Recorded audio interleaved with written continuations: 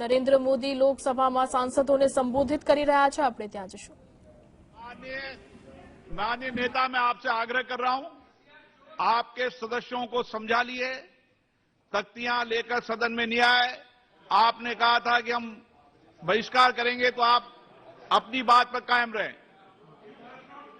पिछले 3 दिन से कर रहा था सर। हम लोग का डिमांड है जेपीसी को करने के लिए, जेपीसी डालने के लिए, और जेपीसी नहीं डाल रहे तो साहब अभी हम लोग जो है ना प्रधानमंत्री जी का सामने भी हम लोग को जो ये मुद्दा को रखना चाहता था, आपका सामने भी रखा है और हाउस का सामने भी रखा है। अभी हम लोग जो है ना सर इस बात से जो है ना हम लोग वॉकआउट कर रहे हैं। ओके।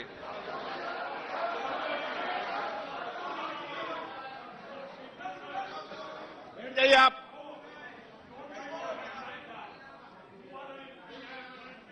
Okay okay. माननीय प्रधानमंत्री जी,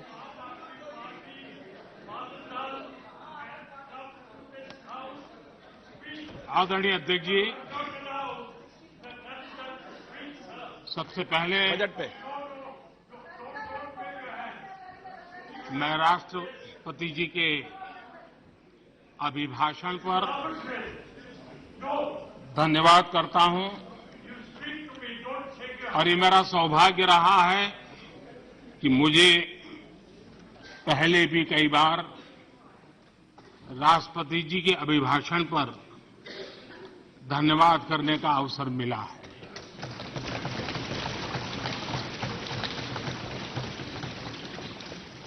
लेकिन इस बार मैं धन्यवाद के साथ साथ राष्ट्रपति महोदया जी का अभिनंदन भी करना चाहता हूं।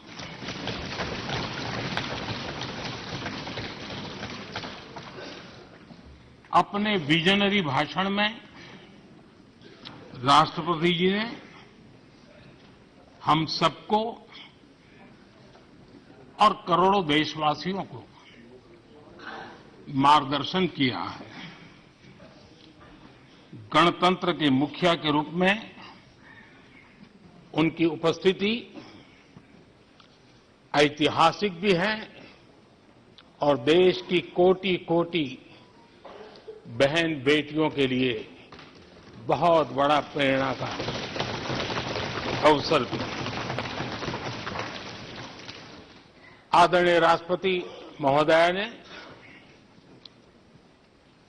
आदिवासी समाज का गौरव तो बढ़ाया ही है, लेकिन आज आजादी के इतने सालों के बाद आदिवासी समाज में जो गौरव की अनुभूति हो रही है, उनका जो आत्मविश्वास बढ़ा है,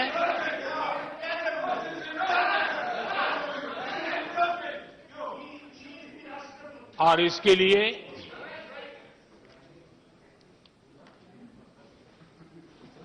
ये सदन भी और देश भी उनका आभारी हूं। राष्ट्रपति जी के भाषण में संकल्प से सिद्धि तक की यात्रा का बहुत बढ़िया तरीके से एक खाका खींचा गया। एक प्रकार से देश को अकाउंट भी दिया गया, इंस्पिरेशन भी दिया गया।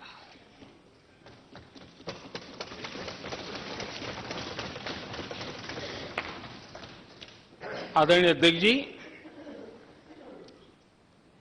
यहां पर सभी माननीय सदस्यों ने इस चर्चा में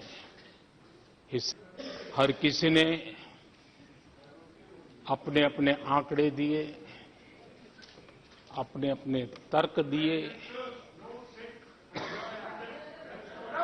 और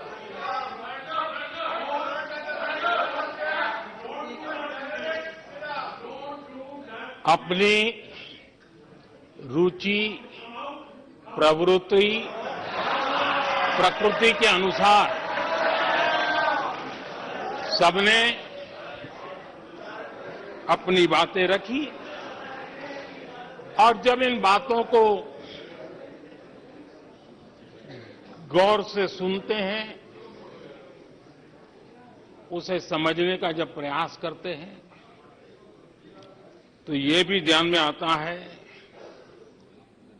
कि किसकी कितनी क्षमता है, किसकी कितनी योग्यता है, किसकी कितनी समझ है और किसका क्या इरादा है। ये सारी बातें प्रकट होती ही हैं और देश भली भांति तरीके से उसका मूल्यांकन भी करता है। मैं चर्चा में शामिल सभी माननीय सदस्यों का हृदय से आभार व्यक्त करता हूं, लेकिन मैं देख रहा था कल कुछ लोगों के भाषण के बाद पूरा इकोसिस्टम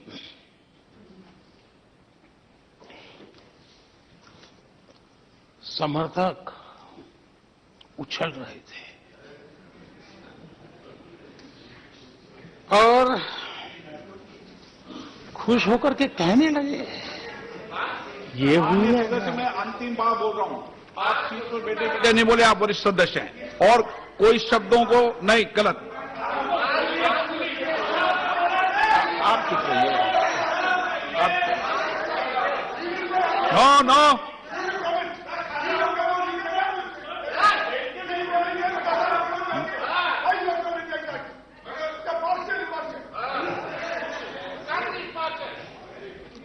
पूरा इकोसिस्टम उछल रहा था और कुछ लोग तो खुश होकर के कह रहे थे, ये हुई ना बात,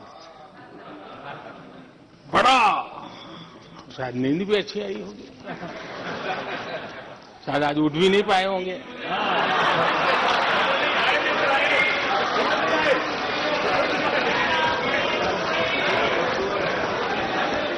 और ऐसे लोगों के लिए कहा गया है, बहुत अच्छे ढंग से कहा गया है, ये कह कह करके हम, ये कह कह कर हम दिल को बहला रहे हैं, ये कह कह के हम दिल को बहला रहे हैं, वो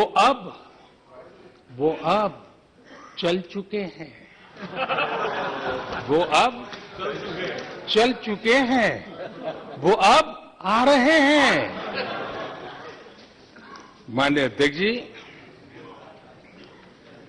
जब राष्ट्रपति जी का भाषण हो रहा था, कुछ लोग कन्नी भी काट गए और एक बड़े नेता महामहिम राष्ट्रपति जी का अपमान भी कर चुके हैं। जनजातीय समुदाय के प्रति, जनजातीय समुदाय के प्रति प्लीज प्लीज प्लीज, आपको नफरत भी दिखाई दी है, प्लीज, और हमारे जनजातीय समाज के प्रति उनकी सोच क्या है। देखिए, सदन सदन के तरीके से चलेगा। आप लोग बोले थे, सबने सुना था, कोई डिस्टर्बेंस नहीं हो, नो, गलत। लेकिन जब इस प्रकार की बातें टीवी के सामने कही गई तो भीतर पड़ा हुआ जो नफरत का भाव था, जो सच, वो बाहर आके ही रह गया। ये खुशी है। ठीक है, बाद में चिट्ठी लिख करके बचने की कोशिश तो की गई है। माननीय अध्यक्ष जी, जब राष्ट्रपति जी के भाषण पर चर्चा मैं सुन रहा था तो मुझे लगा कि बहुत सी बातों को मौन रह करके स्वीकार किया गया है। यानी एक प्रकार से सबके भाषण में सुनता था तब लगा कि राष्ट्रपति जी के भाषण के प्रति किसी को इतराज नहीं है, किसी ने उसकी आलोचना नहीं की। भाषण की हर बात, अब देखिए क्या कहा है राष्ट्रपति जी ने, मैं उन्हीं के शब्द कोट करता हूं। राष्ट्रपति जी ने अपने भाषण में कहा था, जो भारत कभी अपनी अधिकांश समस्याओं के समाधान के लिए दूसरों पर निर्भर था, वही आज दुनिया की समस्याओं के समाधान का माध्यम बन रहा है। राष्ट्रपति जी ने यह भी कहा था, जिन मूल सुविधाओं के लिए देश की एक बड़ी आबादी ने दशकों तक इंतजार किया, वे इन वर्षों में उसे मिली है। बड़े बड़े घोटालों, सरकारी योजनाओं में भ्रष्टाचार की जिन समस्याओं से देश मुक्ति चाहता था, वह मुक्ति अब देश को मिल रही है। पॉलिसी पैरालिसिस की चर्चा से बाहर आकर आज देश और देश की पहचान तेज विकास और दूरगामी दृष्टि से लिए गए फैसलों के लिए हो रही है। ये पैराग्राफ जो मैं पढ़ रहा हूं, वो राष्ट्रपति जी के भाषण के पैराग्राफ को मैं कोट कर रहा हूं। और मुझे आशंका थी कि ऐसी बातों पर यहां जरूर इतराज करने वाले तो कुछ लोग निकलेंगे, वो विरोध करेंगे कि ऐसा कैसे बोल सकते हैं राष्ट्रपति। लेकिन मुझे खुशी है, किसी ने विरोध नहीं किया, सबने स्वीकार किया, सबने स्वीकार किया। और माननीय अध्यक्ष जी, मैं 140 करोड़ देशवासियों का आभारी हूं कि सबके प्रयास के परिणाम आज इन सारी बातों को पूरे सदन में स्वीकृति मिली है। इससे बड़ा गौरव का विषय क्या होगा। आदरणीय अध्यक्ष जी, सदन में हंसी मजाक, टीका टिप्पणी, नोक-झोंक, ये तो होता रहता है,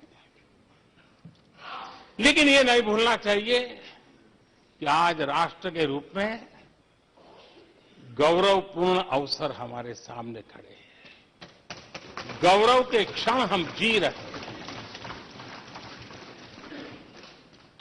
राष्ट्रपति जी के पूरे भाषण में जो बातें हैं, वो 140 करोड़ देशवासियों के सेलिब्रेशन का अवसर है।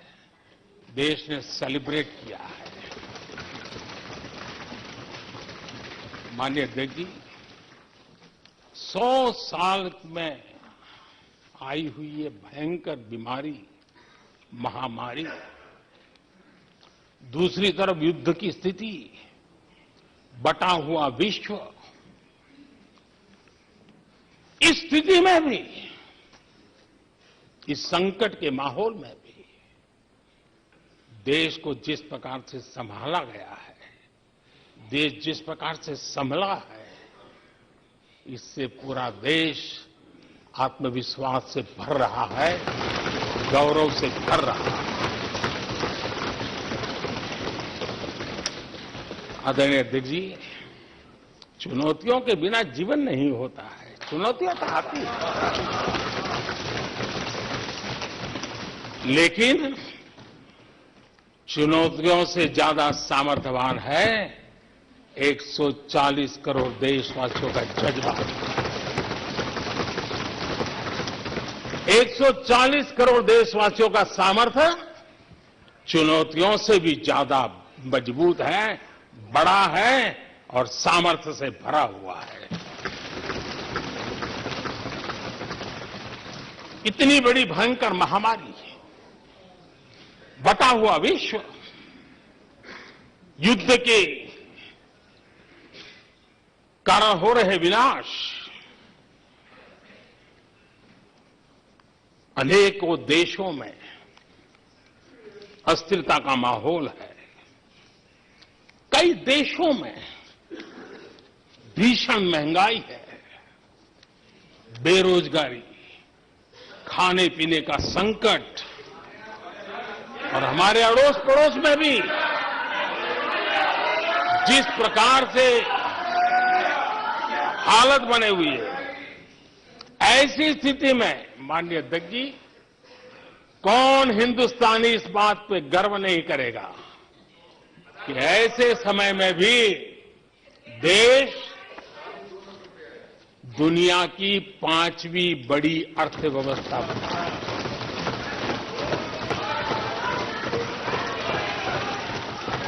आज पूरे विश्व में भारत को लेकर के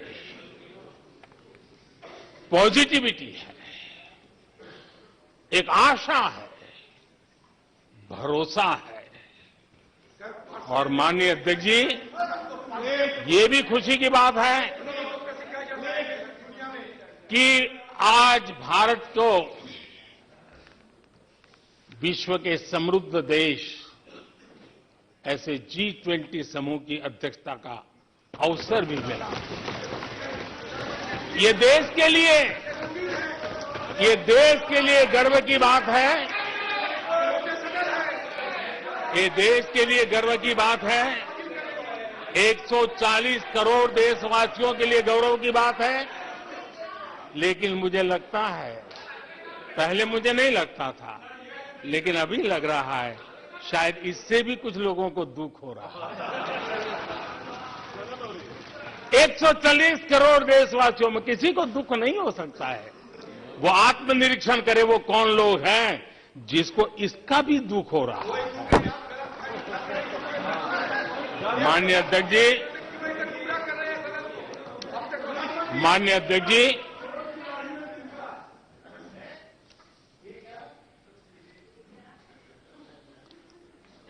आज दुनिया की हर विश्वसनीय संस्था, सारे एक्सपर्ट्स जो वैश्विक प्रवाहों को बहुत गहराई से अध्ययन करते हैं,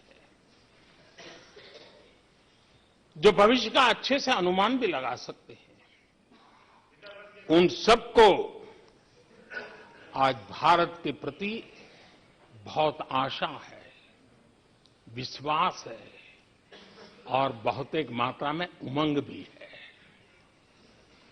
और आखिर ये सब क्यों? ऐसे ही तो नहीं है। आज पूरी दुनिया भारत की तरफ इस प्रकार से बड़ी आशा की नजरों से क्यों देख रही है? इसके पीछे कारण है। इसका उत्तर छिपा है भारत में आई स्थिरता में, भारत की वैश्विक साख में, भारत के बढ़ते सामर्थ्य में और भारत में बन रही नई संभावनाओं में। माननीय अध्यक्ष जी, हमारी रोजमर्रा की जिंदगी में जो बातें हो रही है, उसी को मैं अगर शब्दबद्ध करूं और कुछ बातें उदाहरण से समझाने की कोशिश करूं। अब आप देखिए, भारत में एक 2-3 दशक अस्थिरता के रहे, आज स्थिरता है, पॉलिटिकल स्टेबिलिटी है, स्टेबल गवर्नमेंट भी है और डिसिसिव गवर्नमेंट है।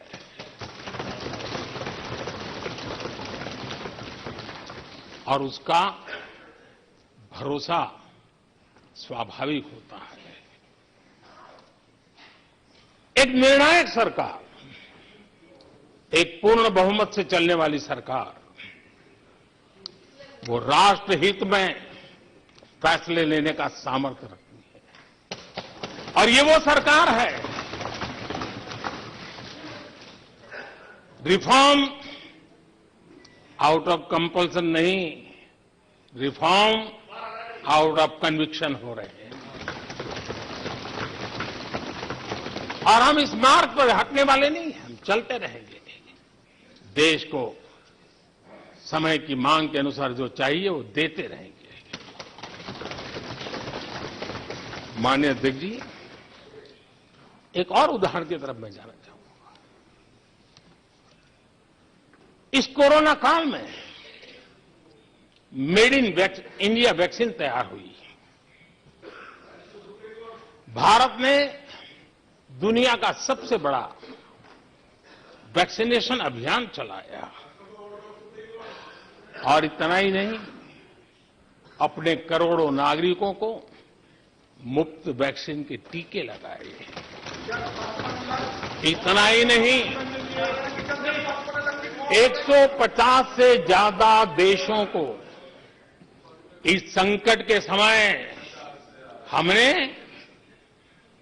जहां जरूरत थी वहां दवाई पहुंचाई, जहां जरूरत थी वहां वैक्सीन पहुंचाई।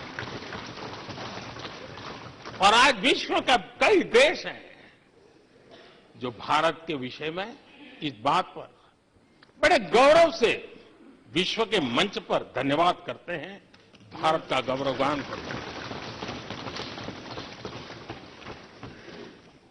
उसी प्रकार से तीसरे एक पहलू की तरफ ध्यान देते हैं। इसी संकट काल में आज भारत का डिजिटल इंफ्रास्ट्रक्चर, जिस तेजी से डिजिटल इंफ्रास्ट्रक्चर ने अपनी ताकत दिखाई है, एक आधुनिकता की तरफ बदलाव किया है, पूरा विश्व इसका अध्ययन कर रहा है। मैं पिछले दिनों G20 समिट में बाली में था। डिजिटल इंडिया की चारों तरफ वाहवाही हो रही थी और बहुत क्यूरियोसिटी थी कि देश कैसे कर रहा है। कोरोना काल में दुनिया के बड़े बड़े देश, समृद्ध देश अपने नागरिकों को आर्थिक मदद पहुंचाना चाहते थे, नोटें छापते थे, बांटते थे, लेकिन बांट नहीं पाते थे। ये देश हैं जो एक फ्रिक्शन ऑफ सेकंड में लाखों करोड़ों रुपए देशवासियों के खाते में जमा करवा देता है। हजारों करोड़ रुपए ट्रांसफर हो जाते हैं। एक समय था छोटी छोटी टेक्नोलॉजी के लिए देश तरसता था। आज देश में बहुत बड़ा फर्क महसूस हो रहा है। टेक्नोलॉजी के क्षेत्र में देश बड़ी ताकत के साथ आगे बढ़ रहा है।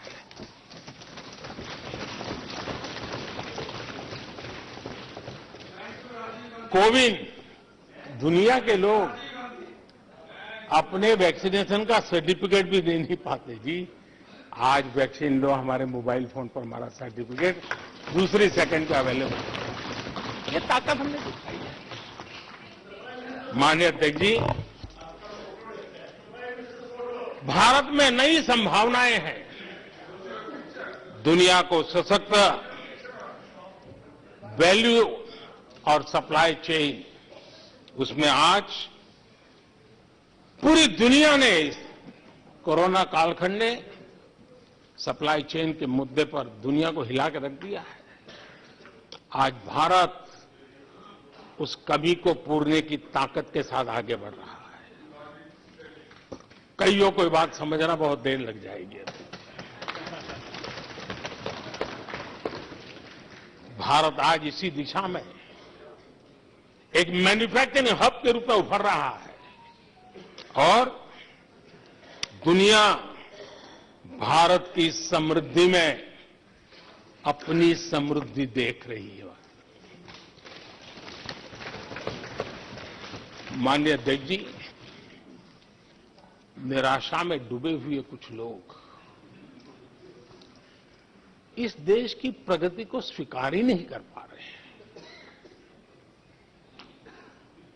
उन्हें भारत के लोगों की उपलब्धियां नहीं दिखती है। अरे 140 करोड़ देशवासियों के पुरुषार्थ और प्रयास का परिणाम है, जिसके कारण आज दुनिया में डंका बजना शुरू हुआ है। उन्हें भारत के लोगों के पुरुषार्थ और परिश्रम से प्राप्त उपलब्धियां उनको नजर नहीं आ रही हैं। माननीय अध्यक्ष जी, पिछले 9 वर्ष में भारत में 90,000 स्टार्टअप्स, और आज स्टार्टअप की दुनिया में हम दुनिया में तीसरे नंबर पर पहुंच चुके हैं। एक बहुत बड़ा स्टार्टअप इकोसिस्टम आज देश के टायर 2, टायर 3 सिटीज में भी पहुंच चुका है। हिंदुस्तान के हर कोने में पहुंचा है। भारत के युवा सामर्थ्य की पहचान बनता जा रहा है। माननीय अध्यक्ष जी, इतने कम समय में और कोरोना के विकट कालखंड में 108 यूनिकॉर्न बने हैं और एक यूनिकॉर्न का मतलब होता है उसकी वैल्यू 6-7 हजार करोड़ से ज्यादा होती है। ये देश के नौजवानों ने करके दिखाया। माननीय अध्यक्ष जी, आज भारत दुनिया में मोबाइल मैन्युफैक्चरिंग में दुनिया में दूसरा बड़ा देश बन गया है। घरेलू विमान यात्री डोमेस्टिक एयर ट्रैफिक में आज विश्व में हम तीसरे नंबर पर पहुंच चुके हैं। एनर्जी कंजम्पशन प्रगति के एक मानदंड माना जाता है। आज भारत एनर्जी कंजम्पशन में दुनिया में एक कंज्यूमर के रूप में तीसरे नंबर पर हम पहुंच चुके हैं। रिन्यूएबल एनर्जी की कैपेसिटी में हम दुनिया में चौथे नंबर पर पहुंच चुके हैं। स्पोर्ट्स कभी हमारी कोई पूछ नहीं होती थी, कोई पूछता नहीं था। आज स्पोर्ट्स की दुनिया में हर स्तर पर भारत के खिलाड़ी अपना रुतबा दिखा रहे हैं, अपना सामर्थ्य दिखा रहे हैं। एजुकेशन समेत हर क्षेत्र में आज भारत आगे बढ़ रहा है।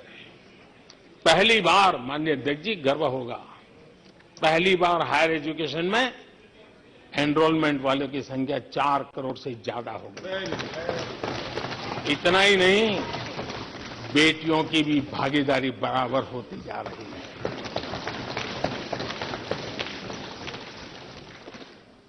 देश में इंजीनियरिंग हो, मेडिकल कॉलेज हो, प्रोफेशनल कॉलेजेस हो, उसकी संख्या बहुत तेजी से बढ़ रही है।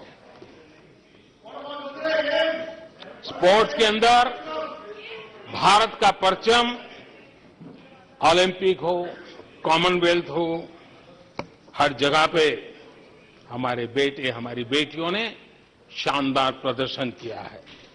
माननीय अध्यक्ष जी, किसी भी भारतीय को ऐसी अनेक बातें मैं गिना सकता हूं। राष्ट्रपति जी ने अपने भाषण में कई बातें कही हैं। देश में हर स्तर पर, हर क्षेत्र में, हर सोच में आशा ही आशा नजर आ रही है।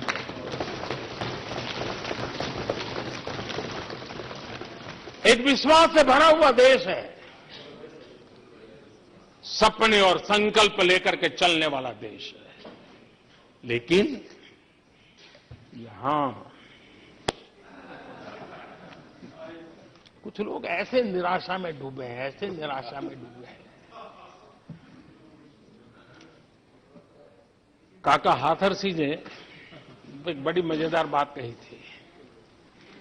काका हाथरसी ने कहा था, आगा पीछा देखकर क्यों होते गमगीन, जैसी जिसकी भावना वैसा दिखे सीन।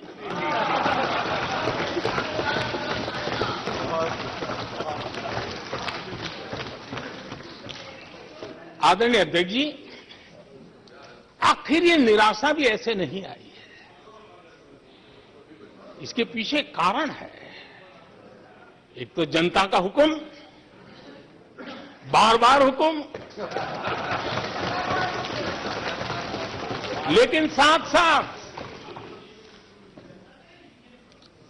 इस निराशा के पीछे जो अंतर्मन में पड़ी हुई चीज है, जो चैन से सोने नहीं देती है, क्या है? पिछले 10 साल में 2014 के पहले 2004 से 14 भारत की अर्थव्यवस्था खस्ता हाल हो गई। निराशा नहीं होगी तो क्या होगा? 10 साल में महंगाई डबल डिजिट रही, महंगाई डबल डिजिट रही। और इसलिए कुछ अगर अच्छा होता है तो निराशा और उभर करके आती है। और जिन्होंने बेरोजगारी दूर करने के वादे किए थे, जिन्होंने बेरोजगारी दूर करने के वादे किए थे,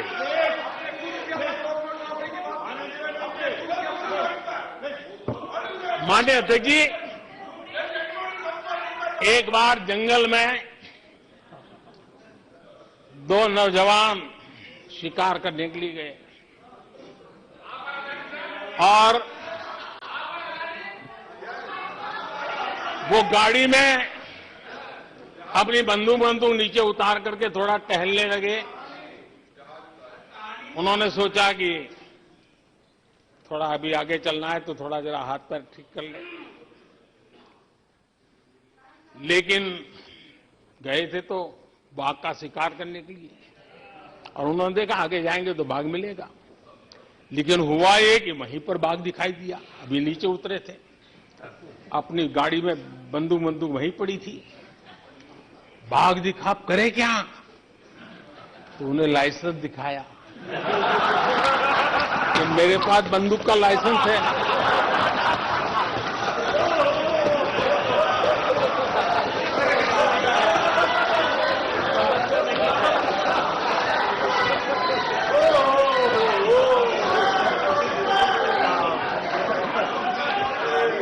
इन्होंने भी बेरोजगारी दूर करने के नाम पर कानून दिखाया, तो कानून बना दिया है। अरे देखो, कानून बना दिया है। ये इनके तरीके हैं, पल्ला झाड़ दिया। 4 से 14 आजादी के इतिहास में सबसे घोटालों का दशक रहा, सबसे घोटाले।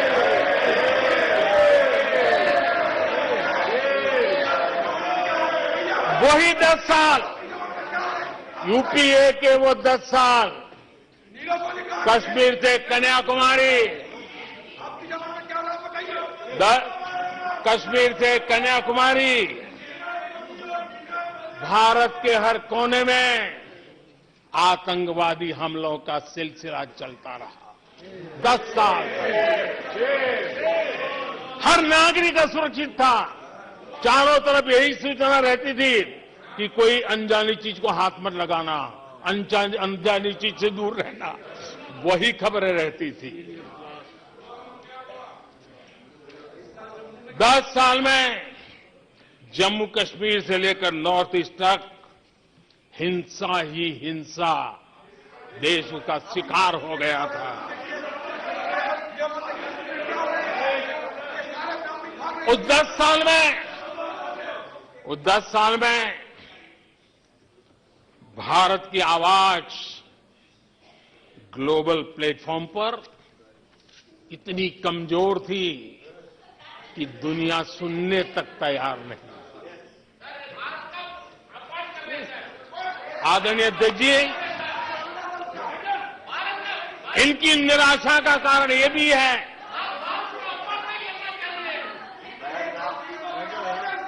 आज जब देश की क्षमता का परिचय हो रहा है, 140 करोड़ देशवासियों का सामर्थ्य खिल रहा है, खुल करके सामने आ रहा है। लेकिन देश का सामर्थ्य तो पहले भी था, लेकिन 4 से लेकर 14 तक इन्होंने वो अवसर गंवा दिया। और यूपीए की पहचान बन गई, हर मौके को मुसीबत में पलट दिया, हर मौके को मुसीबत में पलट दिया।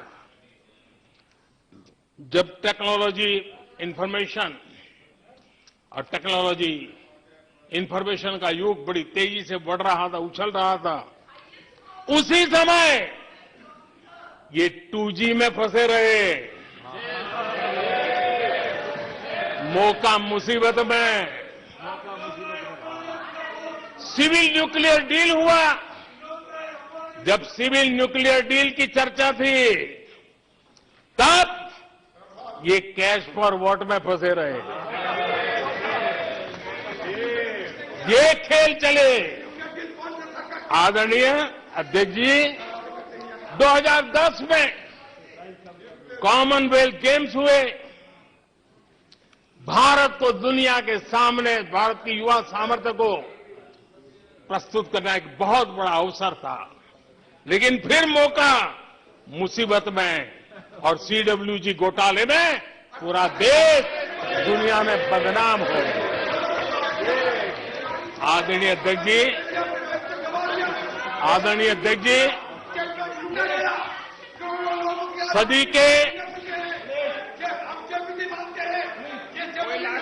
सदी के दूसरे दशक में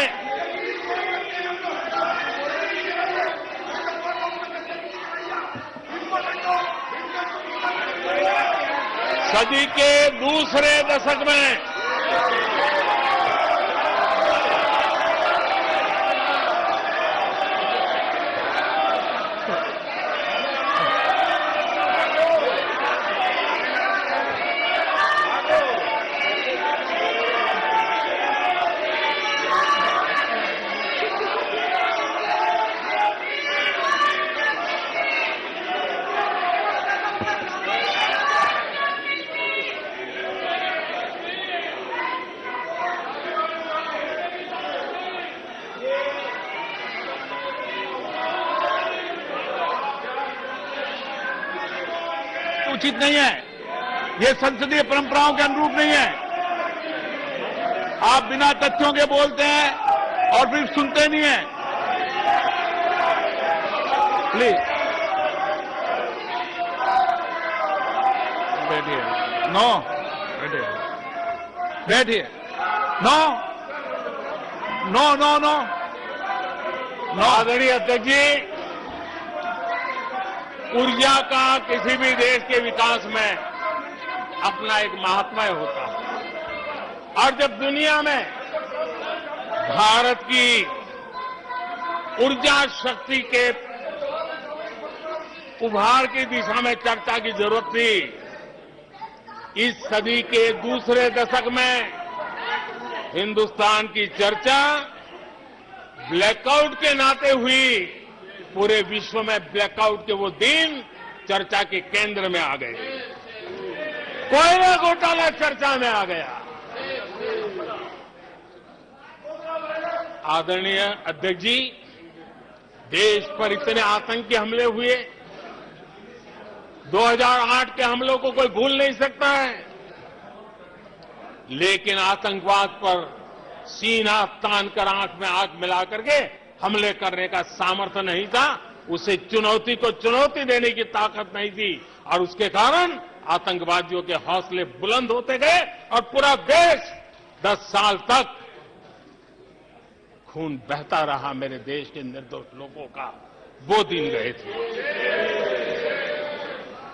आदरणीय अध्यक्ष जी, जब LOC भारत के सामर्थ्य की ताकत का अवसर रहता था, उस समय डिफेंस डील को लेकर के हेलीकॉप्टर घोटाले और सत्ता को कंट्रोल करने वाले लोगों के नाम उसमें चिन्हित हो गए। आदरणीय अध्यक्ष जी, जब देश के लिए जरूरत थी और निराशा के मूल में ये चीजें पड़ी हुई है, सब उभर करके आ रहा है। आदरणीय अध्यक्ष जी, इस बात को हिंदुस्तान हर पल याद रखेगा कि 2014 के पहले का जो दशक था, द लॉस्ट डेकेड के रूप में जाना जाएगा, और इस बात को इनकार नहीं कर सकते कि 2030 का जो दशक है, ये इंडियाज डेकेड है पूरे विश्व के लिए। आदरणीय अध्यक्ष जी, थैंक यू शशि जी।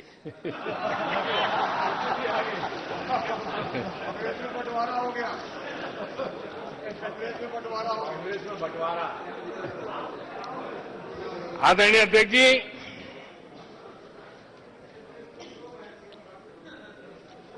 लोकतंत्र में आलोचना का बहुत महत्व मैं मानता हूं और मैं हमेशा मानता हूं कि भारत जो कि मदर ऑफ डेमोक्रेसी है,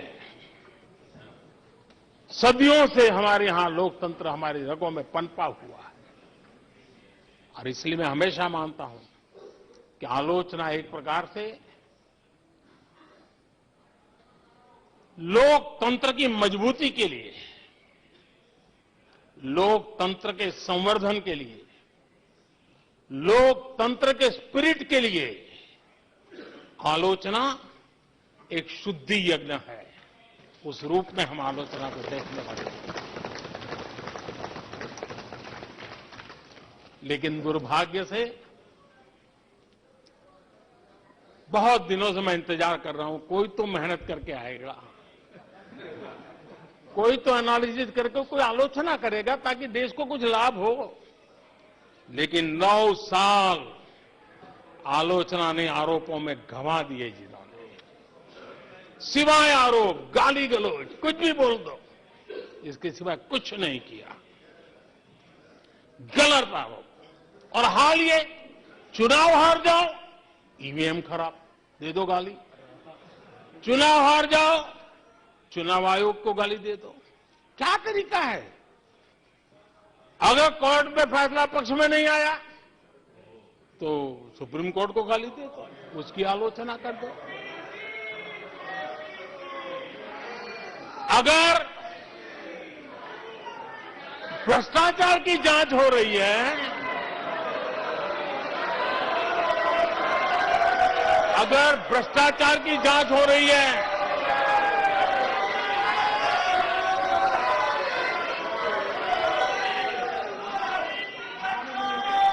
माननीय अध्यक्ष जी, अगर भ्रष्टाचार की जांच हो रही है तो जांच एजेंसियों को गाली दो। अगर सेना पराक्रम करे, सेना अपना शौर्य दिखाए और वो नैरेटिव देश के जन जन के अंदर एक नया विश्वास पैदा करे, तो सेना की आलोचना करो, सेना को गाली दो, सेना पर आरोप करो। कभी आर्थिक देश की प्रगति की खबरें आए, आर्थिक प्रगति की चर्चा हो, विश्व के सारे संस्थान भारत के आर्थिक गौरवगान करे, तो यहां से निकलो, आरबीआई को गाली दो, भारत के आर्थिक संस्थानों को गाली दो। आदरणीय अध्यक्ष जी, हमने 9 साल देखा है माननीय कंस्ट्रक्टिव क्रिटिसिज्म की जगह, माननीय आप सदन के नेता हैं, आप माननीय सदस्यों को समझा दें। लोकतंत्र के लिए जिसकी ये आवश्यकता है, संसदीय परंपरा के अनुरूप नहीं है कि बैठे बैठे बोलें। नो, गलत, नो, नो, आपने भी बोला है, गलत तरीका है ये।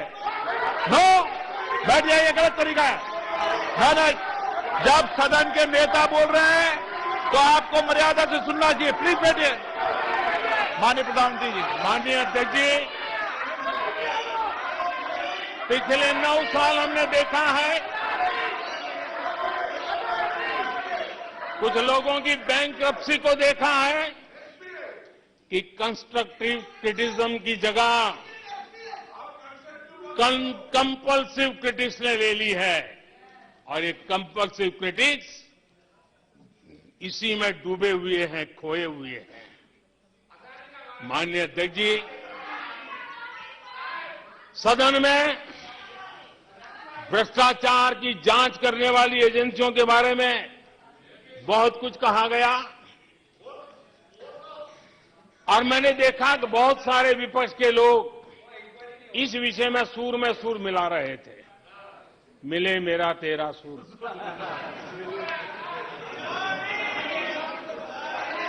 आदरणीय अध्यक्ष जी, मुझे लगता था देश की जनता, देश के चुनाव के नतीजे ऐसे लोगों को जरूर एक मंच पर लाएंगे, लेकिन वो तो हुआ नहीं। लेकिन इन लोगों ने ईडी का धन्यवाद करना चाहिए कि ईडी के कारण ये लोग एक मंच पे आए हैं। ईडी ने एक लोगों को एक मंच पर ला दिया है।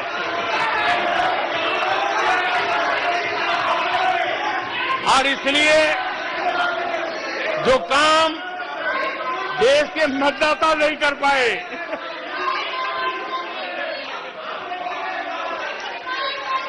आदरणीय अध्यक्ष जी, मैं कई बार सुन रहा हूं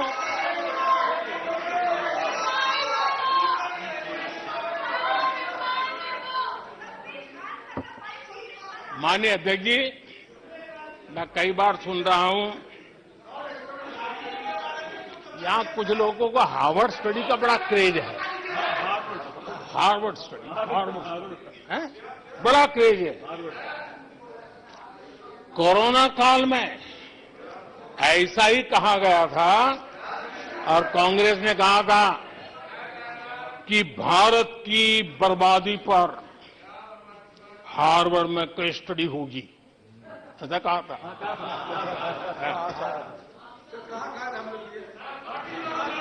और कल फिर सदन में हार्वर्ड यूनिवर्सिटी में स्टडी की बात कल फिर हुई। लेकिन माननीय अध्यक्ष जी, बीते वर्षों में माननीय अध्यक्ष जी, बीते वर्षों में हार्वर्ड में एक बहुत बढ़िया स्टडी हुई है, बहुत इंपॉर्टेंट स्टडी हुई है। और उस स्टडी है, उसका टॉपिक क्या था मैं जरूर सदन को बताना चाहूंगा। और ये स्टडी हो चुकी है। स्टडी है the rise and decline of India's Congress party. ये स्टडी हो चुका है और मुझे विश्वास है अध्यक्ष जी, मुझे विश्वास है भविष्य में कांग्रेस की बर्बादी पर सिर्फ हार्वर्ड नहीं, बड़े बड़े विश्वविद्यालयों में अध्ययन होना ही होना है और डुबाने वाले लोगों पर भी होने वाला है। आदरणीय अध्यक्ष जी, मैं ऐसे लोगों के लिए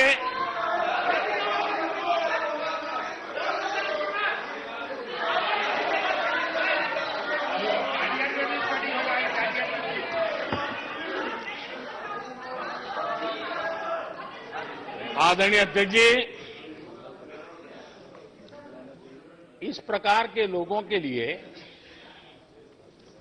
दुष्यंत कुमार ने बहुत बढ़िया बात कही है और दुष्यंत कुमार ने जो कहा है बहुत फिट बैठता है। उन्होंने कहा है, तुम्हारे पांव के नीचे, तुम्हारे पांव के नीचे कोई जमीन नहीं, तुम्हारे पांव के नीचे कोई जमीन नहीं। कमाल ये है, कमाल ये है कि फिर भी तुम्हें यकीन नहीं।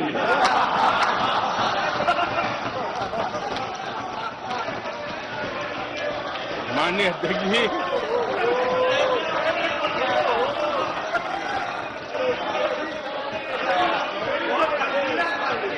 आदरणीय अध्यक्ष जी, सुनो भी। आदरणीय अध्यक्ष जी, ये लोग बिना सर पैर की बातें करने के आदी होने के कारण उनको ये भी याद नहीं रहता है कि वो खुद का कितना कॉन्ट्राडिक्शन कहते हैं। कभी एक बात, कभी दूसरी बात, कभी एक तरफ, कभी दूसरी तरफ। हो सकता है वो आत्मचिंतन करके खुद के अंदर जो विरोधाभास है उसको भी तो ठीक करेंगे। अब 2014 से 2014 से ये लगातार कोस रहे हैं, हर मौके पर कोस रहे हैं, भारत कमजोर हो रहा है, भारत की कोई सुनने को तैयार नहीं है, भारत की दुनिया में कोई वजूद नहीं रहा, न जाने क्या क्या कहा। और अब क्या कह रहे हैं? अब कह रहे हैं कि भारत इतना मजबूत हो गया है कि दूसरे देशों को दबकाकर फैसले करवा रहा है।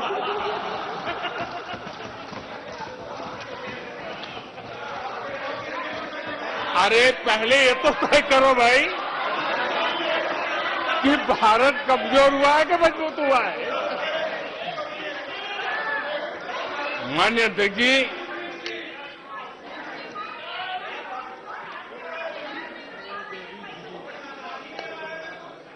माननीय अध्यक्ष जी, कोई भी जीवंत संगठन होता है,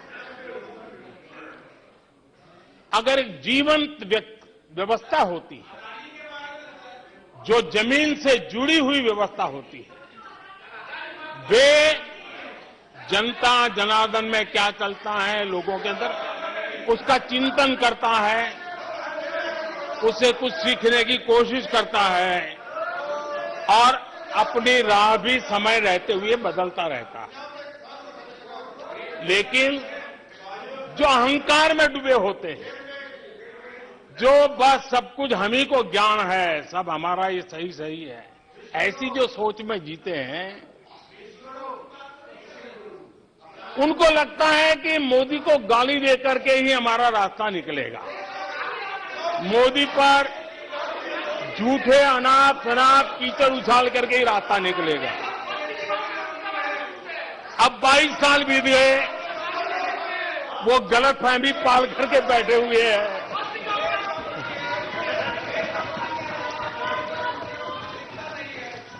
आदरणीय अध्यक्ष जी, मोदी पे भरोसा अखबार की सुर्खियों से पैदा नहीं हुआ है। मोदी पे ये भरोसा टीवी पर चमकते चेहरों से नहीं हुआ है। जीवन खपा दिया है, पल पल खपा दी है, देश के लोगों के लिए खपा दी है, देश के उज्जवल भविष्य के लिए खपा दी है।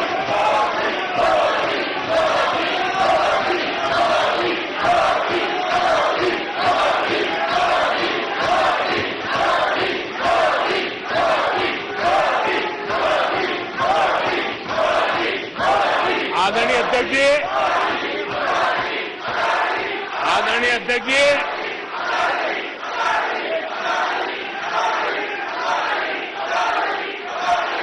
आदरणीय अध्यक्ष जी,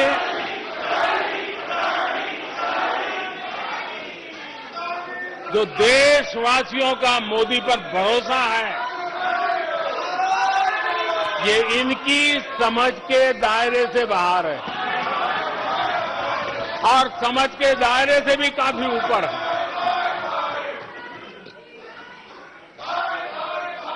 क्या ये झूठे आरोप लगाने वालों पर मुफ्त राशन प्राप्त करने वाले मेरे देश के 80 करोड़ देशवासी क्या कभी उन पर भरोसा करेंगे क्या? आदरणीय अध्यक्ष जी, one nation one ration card देश भर में कहीं पर भी गरीब से गरीब को भी जब राशन मिल जाता है, वो आपकी झूठी बातों पर, आपके गलत गलीच आरोपों पर कैसे भरोसा करेगा? आदरणीय अध्यक्ष जी, जिस किसान के खाते में साल में 3 बार पीएम किसान सम्मान निधि के 11 करोड़ किसानों के खाते में पैसा जमा होते हैं। वो आपकी गालियां, आपके झूठे आरोपों पर विश्वास कैसा करेगा? आदरणीय अध्यक्ष जी, जो कल फुटपाथ पर जिंदगी जीने के लिए मजबूर था, जो झुग्गी झोपड़ी में जिंदगी बसर करता था, ऐसे 3 करोड़ से ज्यादा लोगों को पक्के घर मिले हैं। उनको तुम्हारी ये गालियां, ये तुम्हारे झूठी बातें क्यों वो भरोसा करेगा? अध्यक्ष जी, आदरणीय अध्यक्ष जी, 9 करोड़ लोगों को मुफ्त गैस का कनेक्शन मिला है। वो आपकी झूठ को कैसे स्वीकार करेगा? 11 करोड़ बहनों को इज्जत घर मिला है, शौचालय मिला है। वो आपके झूठ को कैसे स्वीकार करेगा? आदरणीय अध्यक्ष जी, आजादी के 75 साल बीत गए। 8 करोड़ परिवारों को आज नल से जल मिला है। वो माताएं तुम्हारे झूठ को कैसे स्वीकार करेगी? तुम्हारी गलतियों को, गालियों को कैसे स्वीकार करेगी? आयुष्मान भारत योजना से 2 करोड़ परिवारों को मदद पहुंची है। जिंदगी बच गई है उनकी। मुसीबत के समय मोदी काम आया है। तुम्हारी गालियां को वो कैसे स्वीकार करेगा? कैसे स्वीकार करेगा?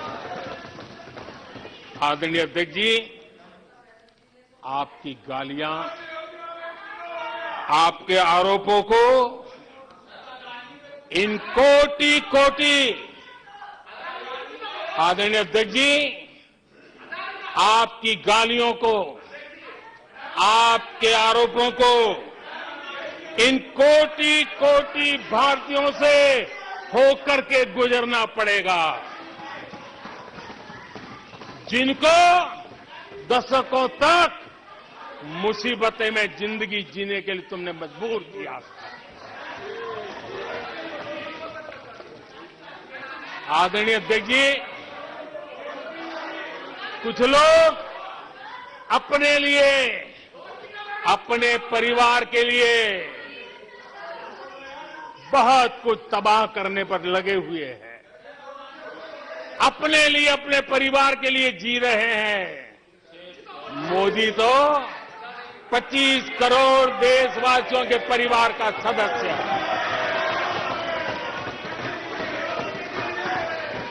आदरणीय अध्यक्ष जी,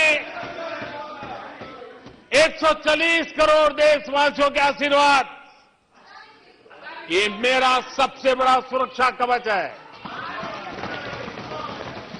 और गालियों के शस्त्र से, झूठ के शस्त्रास्त्रों से इस सुरक्षा कवच को कभी तुम भेद नहीं सकते हो। वो विश्वास का सुरक्षा कवच है और इन शस्त्रों से तुम कभी भेद नहीं सकते हो। आदरणीय अध्यक्ष जी,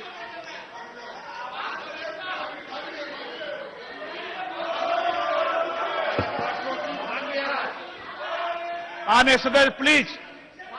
नहीं, ये तरीका उचित नहीं है आपका। कोई तरीका उचित नहीं है। नो, इस तरीके से सदन नहीं चलेगा। मैं आपको बता देता हूं, नो, तरीका गलत है। बैठिए, बैठिए। क्या सदन है, संसद है? बैठकर टिप्पणी करते हैं। सदन के नेता बोलते हैं जब कुछ शांत रखा करो, मर्यादा रखा करो चीजों की।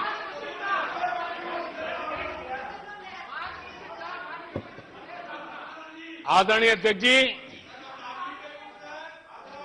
हमारी सरकार कुछ बातों के लिए प्रतिबद्ध है। समाज के वंचित वर्ग को वरीयता, उस संकल्प को लेकर के हम जी रहे हैं, उस संकल्प को लेकर के चल रहे हैं। दशकों तक दलित, पिछड़े, आदिवासी जिस हालत में उनको छोड़ दिया गया था, वो सुधार नहीं आया जो संविधान निर्माताओं ने सोचा था, जो संविधान निर्माताओं ने निर्दिष्ट किया था।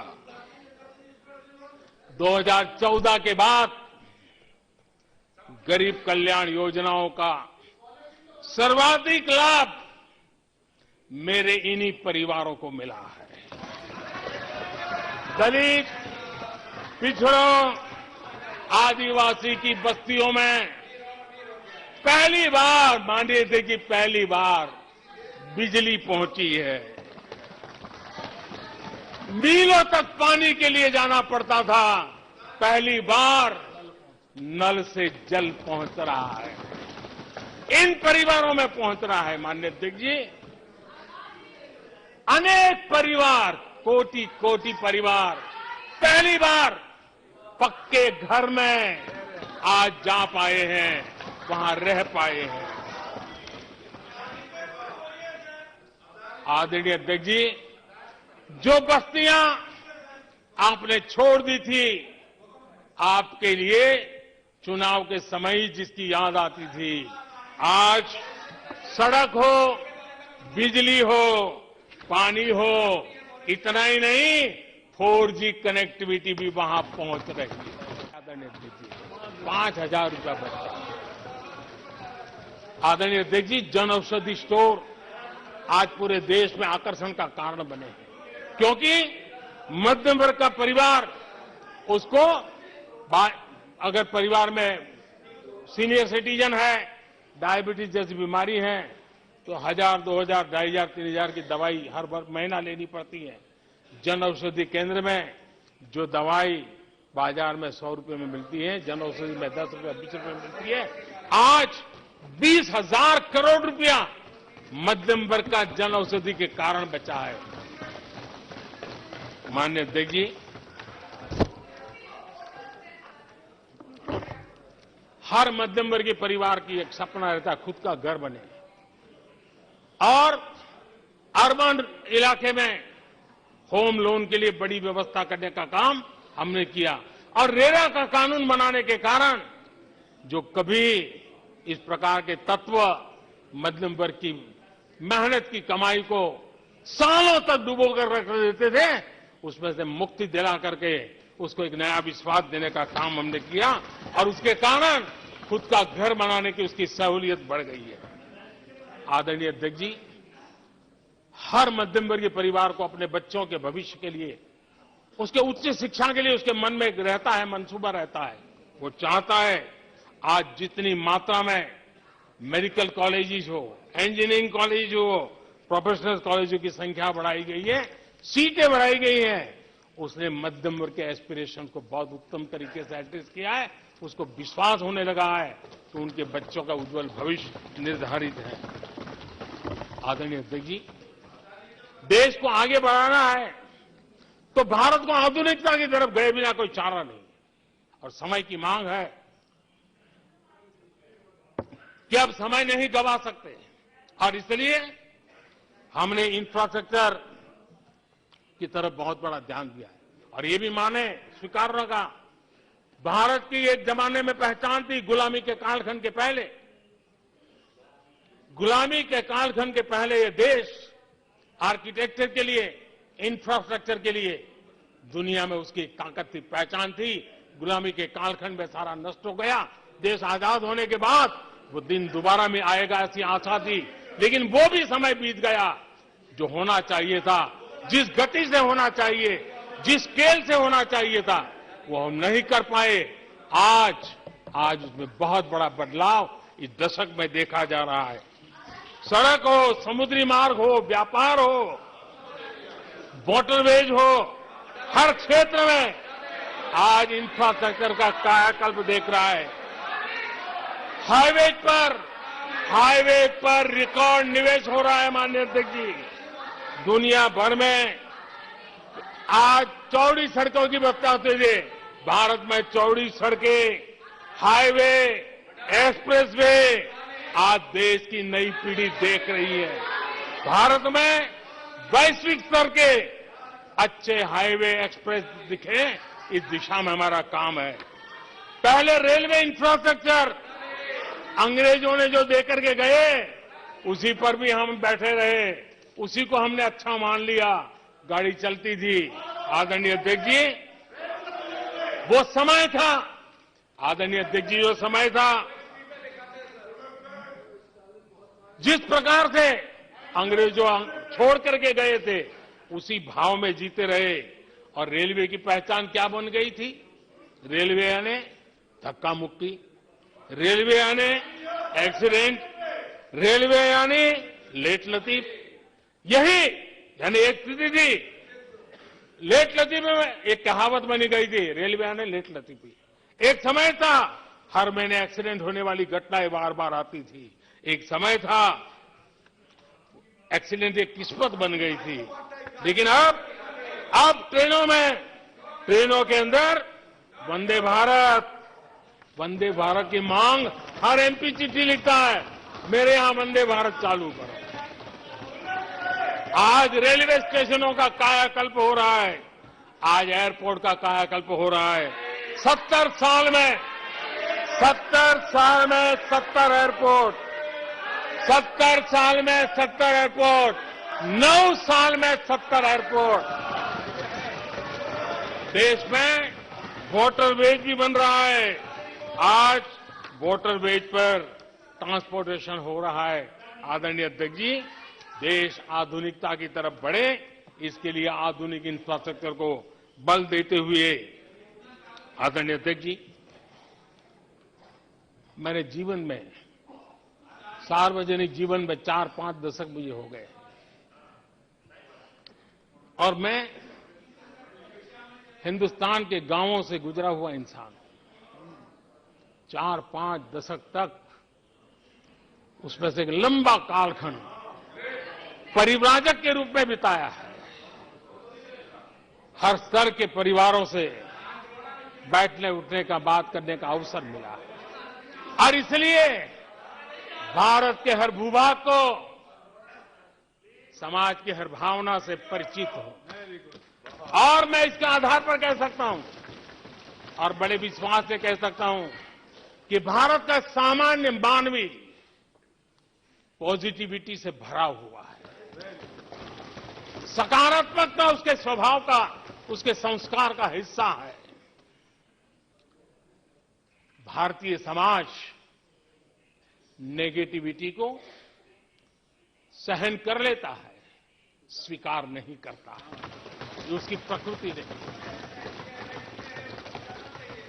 भारतीय समुदाय का स्वभाव खुशमिजाज है, स्वप्नशील समाज है, सत्कर्म के रास्ते पर चलने वाला समाज है, सृजन कार्य से जुड़ा हुआ समाज है।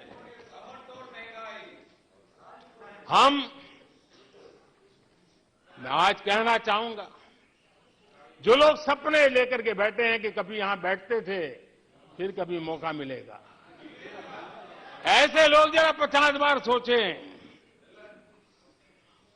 अपने तौर तरीकों पर जरा पुनर्विचार करें। लोकतंत्र में आपको भी आत्मचिंतन करने की आवश्यकता है। आधार आज डिजिटल लेन देन का सबसे बड़ा महत्वपूर्ण अंग बन गया। आपने उसको भी निराधार करके रख दिया था, अब उसके भी पीछे पड़ गए थे। उसको भी रोकने के लिए कोर्ट कचहरी तक को छोड़ा नहीं था। जीएसटी को न जाने क्या क्या कह दिया गया, पता नहीं। लेकिन आज हिंदुस्तान की अर्थव्यवस्था को और सामान्य मानवी को जीवन सुगम बनाने में जीएसटी ने एक बहुत बड़ी भूमिका अदा की। वो जमा एचएएल को कितनी गालियां दी गई, किस प्रकार से बड़े बड़े फोरम का मिसयूज किया गया। आज एशिया का सबसे बड़ा हेलीकॉप्टर बनाने वाला हब बन चुका है, जहां से तेजस हवाई जहाज सैकड़ों की संख्या में बन रहे हैं। भारतीय सेना के हजारों करोड़ रुपए का ऑर्डर आज एचएएल के पास है। भारत के अंदर आज वाइब्रेंट डिफेंस इंडस्ट्री आगे आ रही है। आज भारत डिफेंस एक्सपोर्ट करने लगा है। माननीय अध्यक्ष जी, हिंदुस्तान के हर नौजवान को गर्व होता है, निराशा में डूबे हुए लोगों से अपेक्षा नहीं है। आदरणीय अध्यक्ष जी, आप जानते हैं भली भांति, समय सिद्ध कर रहा है, जो कभी यहां बैठते थे वो वहां जाने के बाद भी फेल हुए हैं, वहां जाने के बाद भी फेल हुए हैं और देश पास होता जा रहा है, डिस्टिंक्शन पे जा रहा है। और इसलिए समय की मांग है कि आज निराशा में डूबे हुए लोग थोड़ा स्वस्थ मन रख के आत्मचिंतन करें। आदरणीय अध्यक्ष जी, यहां जम्मू कश्मीर की भी चर्चा हुई, जम्मू कश्मीर की भी चर्चा हुई, और जो अभी अभी जम्मू कश्मीर घूम कर गए उन्होंने देखा होगा कितने आन बान शान के साथ आप जम्मू कश्मीर में जा सकते, घूम सकते, फिर सकते। आदरणीय अध्यक्ष जी, पिछली शताब्दी के उत्तरार्ध में,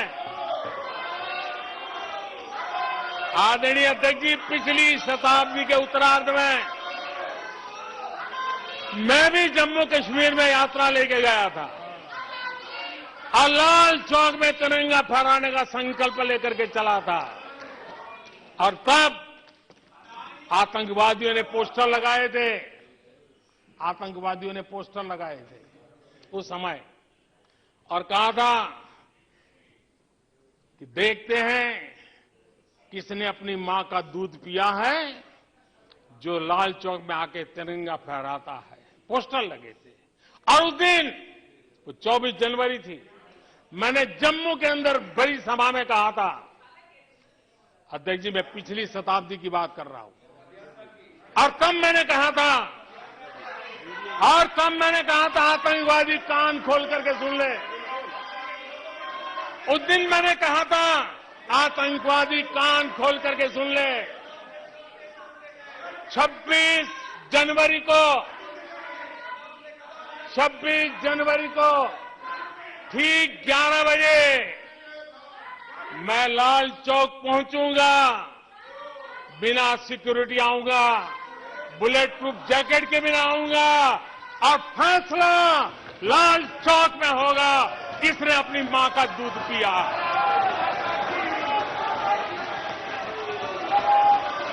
वो समय था माननीय अध्यक्ष जी।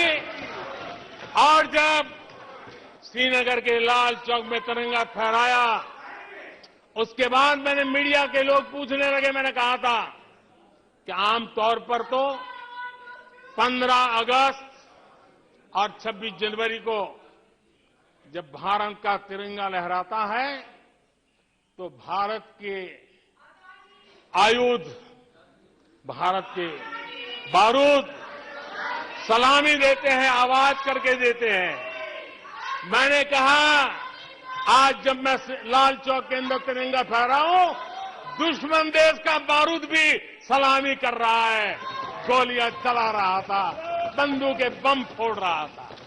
आदरणीय अध्यक्ष जी, आज जो शांति आई है, आज चैन से जा सकते हैं, सैकड़ों की तादाद में जा सकते हैं। ये माहौल और पर्यटन की दुनिया में कई दशकों के बाद सारे रिकॉर्ड जम्मू कश्मीर ने तोड़े हैं। आज जम्मू कश्मीर में लोकतंत्र का उत्सव मनाया जा रहा है। आदरणीय अध्यक्ष जी, आज जम्मू कश्मीर में हर घर तिरंगा का सफल कार्यक्रम होते हैं। मुझे खुशी है, कुछ लोग हैं जो कभी कहते थे तिरंगे से शांति बिगड़ने का खतरा लगता था, कुछ लोगों को ऐसा कहते थे कि तिरंगे से जम्मू कश्मीर में शांति बिगड़ने का खतरा लगता था। वक्त देखिए, वक्त का मजा देखिए, अब वो भी तिरंगा यात्रा में शरीक हो रहे हैं।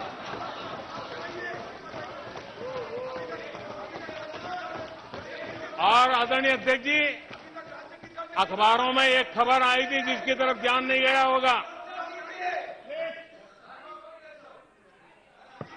आदरणीय अध्यक्ष जी, उसी समय अखबारों में एक खबर आई थी क्योंकि लोग टीवी में चमकने की कोशिश में लगे थे, लेकिन उसी समय श्रीनगर के अंदर दशकों बाद थिएटर हाउसफुल चल रहे थे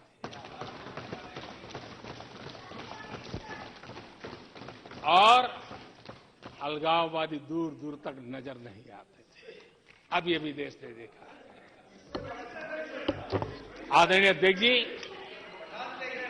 अभी हमारे साथी आखिरी हमारे माननीय सदस्य नॉर्थ ईस्ट के लिए कह रहे थे। मैं कहूंगा जरा एक बार नॉर्थ ईस्ट हो आइए। आपके जमाने का नॉर्थ ईस्ट और आज के जमाने का नॉर्थ ईस्ट देखिए। आधुनिक चौड़े हाईवे हैं, रेल की सुख सुविधा वाली सफर है, आप आराम से हवाई जहाज से जा सकते हैं। नॉर्थ ईस्ट के हर कोने में आज बड़ी, और मैं गर्व के साथ कहता हूं, आजादी का 75 साल मना रहे हैं, तब मैं गर्व से कहता हूं 9 साल में करीब 7500 7,500 7,500 जो हथियार के रास्ते पे चल पड़े थे, ऐसे लोगों ने सरेंडर किया और अलगाववादी प्रवृत्ति छोड़ करके मुख्य धारा में आने का काम किया है।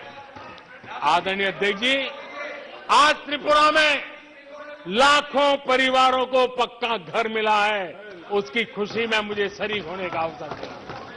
जब मैंने त्रिपुरा में हीरा योजना की बात कही थी, तब मैंने कहा था हाईवे, रेलवे और एयरवे, ये हीरा का आज सफलतापूर्वक त्रिपुरा की धरती पर मजबूती नजर आ रही है। त्रिपुरा तेज गति से आज भारत की विकास यात्रा का भागीदार बना है। आदरणीय अध्यक्ष जी, मैं जानता हूं सच सुनने के लिए भी बहुत सामर्थ्य लगता है। आदरणीय अध्यक्ष जी, झूठे गंदे आरोपों को सुनने के लिए भी बहुत बड़ा धैर्य लगता है, और मैं इन सबका अभिनंदन करता हूं जिन्होंने धैर्य के साथ गंदी से गंदी बातें सुनने का ताकत दिखाई है। ये अभिनंदन के अधिकारी है। लेकिन जो सच सुनने का सामर्थ्य नहीं रखते हैं, वो कितनी निराशा की गर्त में डूब चुके होंगे, इसका देश आज सबूत देख रहा है। माननीय अध्यक्ष जी,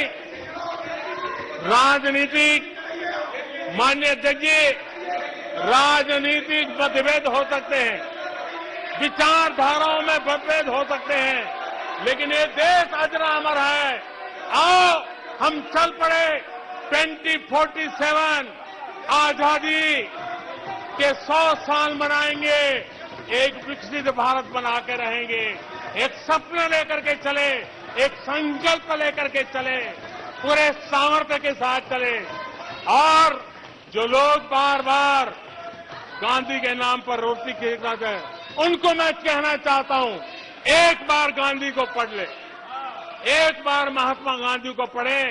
महात्मा गांधी ने कहा था, अगर आप अपने कर्तव्यों को पालन करोगे तो दूसरे के अधिकारों की रक्षा उसमें निहित है। आज कर्तव्य और अधिकार के बीच में भी लड़ाई देख रहे हैं। ऐसी नासमझी शायद देश ने पहली बार देखी होगी।